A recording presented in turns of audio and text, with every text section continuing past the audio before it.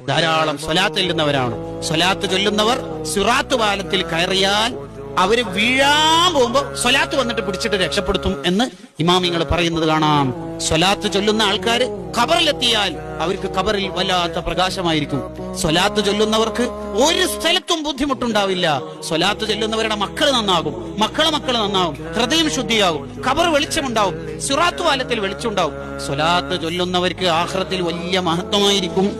സ്വലാത്ത് ചൊല്ലുന്നവർ ആഖിറത്തിൽ എത്തുമ്പോൾ തന്നെ മുഖം ഇങ്ങനെ പ്രകാശിച്ചിട്ടുണ്ടാവും, അവരുടെ വായിൽ നിന്ന് ഇങ്ങനെ സുഗന്ധം വരുന്നുണ്ടാവും. അതുകൊണ്ട് നമ്മളൊക്കെ സ്വലാത്തിന്റെ അഹലുകാരാവണം.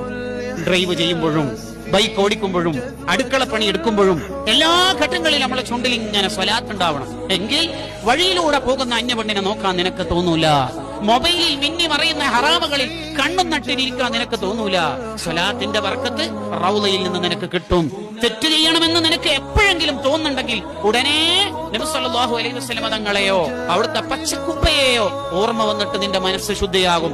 അതാണ് സ്വലാത്ത് മുറബ്ബിയായ ശൈഖിന്റെ സ്ഥാനത്ത് നിൽക്കുമെന്ന് മഹാന്മാര് പറയണത്. എന്തേ? ഒരുപക്ഷേ അവസാന കാലമാകുമ്പോ നമുക്ക് ചിലപ്പോൾ നമ്മളെ നന്നാക്കാനോ നമ്മളെ ശുദ്ധിയാക്കാനോ കഴിയുന്ന മുറബ്ബിയായ ശൈഖിനെ കണ്ടെത്താൻ ഒരുപക്ഷെ നമുക്ക് പ്രയാസമായിരിക്കും. കണ്ടോളണം എന്നില്ല.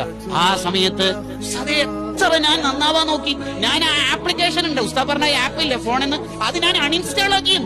അന്ന് നീ രക്ഷപ്പെട്ടില്ലേ? ഞാൻ ഇന്നലെ രാത്രി ഒന്നും കൂടി ഇൻസ്റ്റാൾ ആക്കിയും. കണ്ടാ, രക്ഷപ്പെടാൻ കഴിയുന്നില്ല എന്നതിന്റെ അർത്ഥം.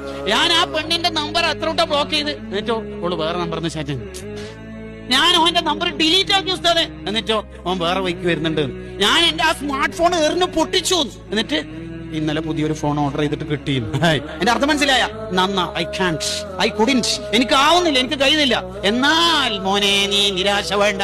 നീ ബൈക്ക് ഓടിക്കുമ്പോൾ, കാർ ഡ്രൈവ് ചെയ്യുമ്പോൾ, നീ നടക്കുമ്പോ, ഇരിക്കുമ്പോ, കിടക്കുമ്പോ നിന്റെ ചുണ്ടിൽ സ്വലാത്തുണ്ടായാൽ മദീന നിന്നെ നന്നാക്കുമെന്നുള്ള കാര്യം ഷുവറാണ്. മസാലിക്കുൽ ഹുനഫ എന്ന ഗ്രന്ഥത്തിൽ ഇമാം ഖസ്വലാനി റളിയല്ലാഹു അൻഹു പറയുന്നുണ്ട്, സ്വലാത്ത് നിന്നെ ശുദ്ധിയാക്കും. സ്വലാത്ത് ഒരു മുറബ്ബിയായ ശൈഖിന്റെ സ്ഥാനത്ത് നിൽക്കും. അവിടെ നമുക്ക് രക്ഷപ്പെടണം. ഒരാൾക്ക് തോന്നാണ്, നമ്മളെല്ലാം കാലെല്ലാം കുറെ കഴിഞ്ഞ ഉസ്താദ് എത്ര തെറ്റ് ചെയ്തെന്ന് പറയും.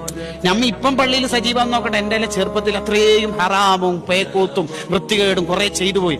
നമ്മളെല്ലാം 10-35 കൊല്ലം അങ്ങനെ പോയി ഉസ്താദ്, എന്താ ചെയ്യാ? അങ്ങനെ ഒരാൾക്ക് തോന്നുന്നു. അയാളെ തോന്നലിന്റെ അർത്ഥം എന്നാ? നമ്മളെല്ലാം കാലം വെറുതെ കുറെ പോയി തെറ്റില്. എന്നാൽ കഴിഞ്ഞ കാലം മുഴുവനും നന്നാക്കാനും വരാനിരിക്കുന്ന കാലത്ത് തെറ്റില്ലാത്ത ജീവിതം കിട്ടി ശുദ്ധിയാവാനും ഒരാൾക്ക് ആഗ്രഹമുണ്ടെങ്കിൽ ഒരു 50 സ്വലാത്ത് ഡെയിലി ചൊല്ലിയാൽ ഞാനും അവരും മുസാഫഹത്ത് ചെയ്യുമെന്ന് മുഹമ്മദ് റസൂലുള്ളാഹ് സ്വല്ലല്ലാഹു അലൈഹി വസല്ലം. ഇന്ന് മുതൽ 50 സ്വലാത്ത് ഇൻഷാ അല്ലാഹ് ഞാൻ എന്റെ ജീവിതത്തിൽ ചൊല്ലുമെന്ന് തീരുമാനിക്കാൻ നമുക്ക് കഴിയണം. ഒരു 40,000 സ്വലാത്ത് എല്ലിയ അഹ്മദുൽ സവാവി തങ്ങളുടെ മുന്നിലേക്ക് നമ്മൾ എങ്ങനെയാ പോവുക? ഡെയിലി 40,000 സ്വലാത്ത്. ഷഹറാനി ഇമാമിന്റെ ഉസ്താദാണ് അവർ. ഷഹറാനി ഇമാമിന്റെ മറ്റൊരു ഉസ്താദ് ഡെയിലി 10,000 സ്വലാത്ത്.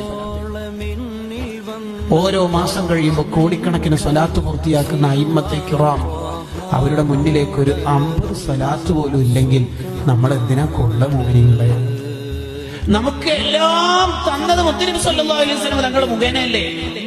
അല്ലേ? അതെ.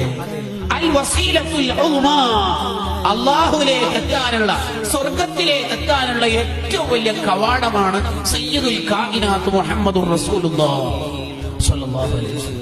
ആ റസൂലുള്ളാഹിനെ നമ്മുടെ മഹബത്ത് വെക്കണ്ടേ?